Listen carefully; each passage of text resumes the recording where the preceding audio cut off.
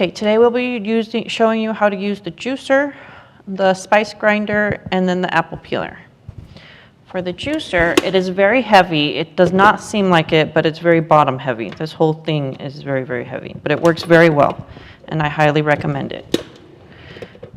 Here it is from the side view. You have where the juice comes out, and then the on-off button, and then the plug. Usually you will be putting a container right here, and you can turn this so that the mouth feed is convenient for your hand, but it really just looks like this. And you can even take this part off. So this part catches all the juice, and then this part will catch all the pulp and seeds. And then this part juices the zest, the citrus, and this one will help with spraying of the juice. So when you put the citrus on top, it moves at a really high speed. That's why it's so heavy, because of the mechanicalism of it. If you're too scared, or if you are scared and you put it in and it goes too fast, make sure you pull your hand out at an angle, because the opening is at an angle. If you pull up, you will open it up and all the juice will start flying and all the pulp will go everywhere. So just make sure you pull at an angle, and then all the juice will be collected here. At the end of your juicing, you might want to lift everything up. The pulp will stay in there, and you can lift this up and then pour a little bit more of the juice out, because a lot of it will be caught in here and will not flow out. And then you just need, this is all considered a blade, so you just need to wash all of this by hand and then put the whole unit back together. And then wrap the cord around it, and then you can put it back to where it belongs.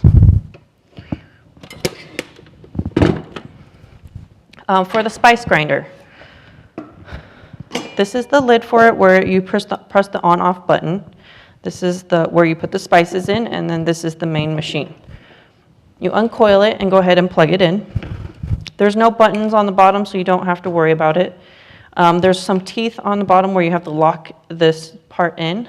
The blades go in there. If it's ever dirty, or if it smells like something that you don't want your item to smell like, you can use rice or plain white rice and put it in there, and then grind the rice, and then go ahead and throw away the rice to help keep the unit dry. You can't really you can wash it with water after you're done with it, but don't wash it with water before you use it, because then whatever you're grinding in here will become a clump.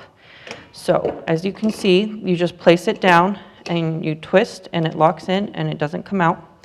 Add whatever spices you want, place the lid on top, and then just press the button and it will grind the item.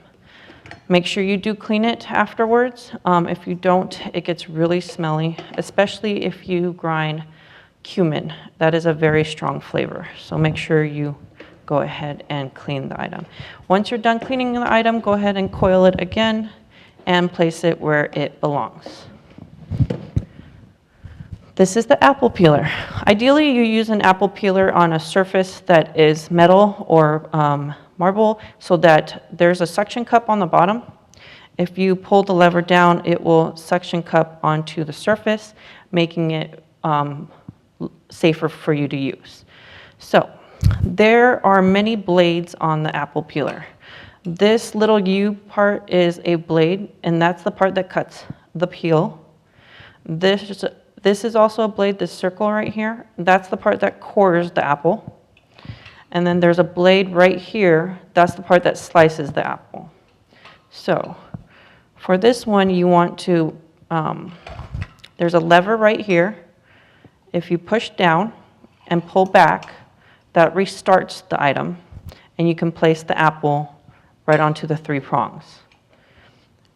And then after you place the apple on the 3 prongs, you're going to go ahead and turn it so that the apple reaches the core, the peeler, and the slicer all at the same time.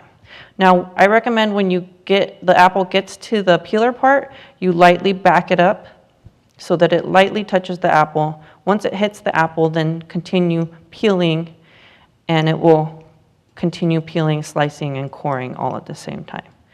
Now, make sure when you do finish, you take the apples that are sliced and put them in a bowl, and then whatever's on the core, I recommend you, of course, again, push the mechanism, pull it back so that there's room, and go ahead and take it off. I recommend using the cut glove mixture on your hands before using this. Even though it seems very simple and that it will not cut, it's actually quite sharp. And that is it.